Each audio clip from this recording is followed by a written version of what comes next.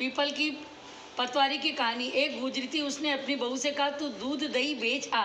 बहू दूध दही बेचने गई। कार्तिक का महीना था, वहाँ पर सब औरतें पीपल सींचने आती थी। वह भी वहाँ बैठ गई और औरतों से पूछने लगी तुम क्या कर रही हो। औरतें बोली हम तो पीपल की पतवारी सींच रहे हैं। उसने पूछा इससे क्या होता है। औरतों ने जवाब दिया इससे करने से अन्न धन मिलता है, वर्षों का बिछड़ा हुआ पति मिलता है। उस गुजरी ने कहा तुम तो पानी से सींच रही हो, मैं तो दूध दही से सींचूंगी। उसकी सास रोज कहती तू दूध दही बेचकर पैसे लाकर दे। बहू ने कहा जब कार्तिक का महीना पूरा हो जाएगा तब लाके दूंगी। कार्तिक का महीना पूरा हो गया।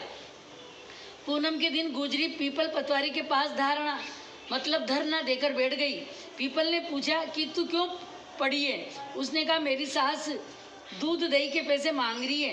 पीपल ने कहा मेरे पास पैसे नहीं है, ये भाटे डंडे पान पत्ते पड़े हैं, ये ले जा और गुल्लक में रख देना।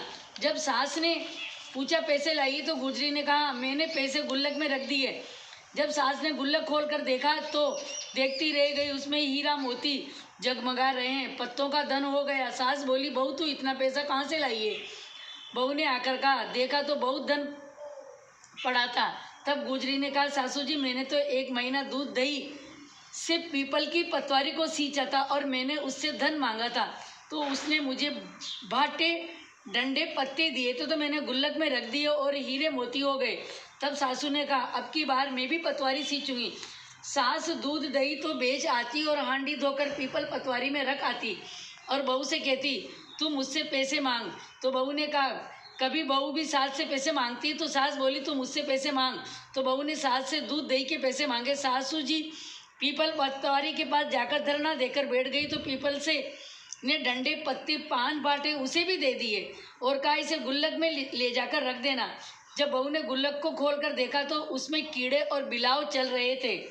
गुजरी ने सास से कहा ये क्या बात है।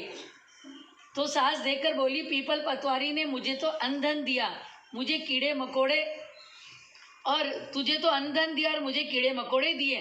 तब सब बोले बहू तो सत से सींचती थी सच्चे मन से, और साधु ये जो सासू है वह धन के भूख से सींचती थी सासू माँ।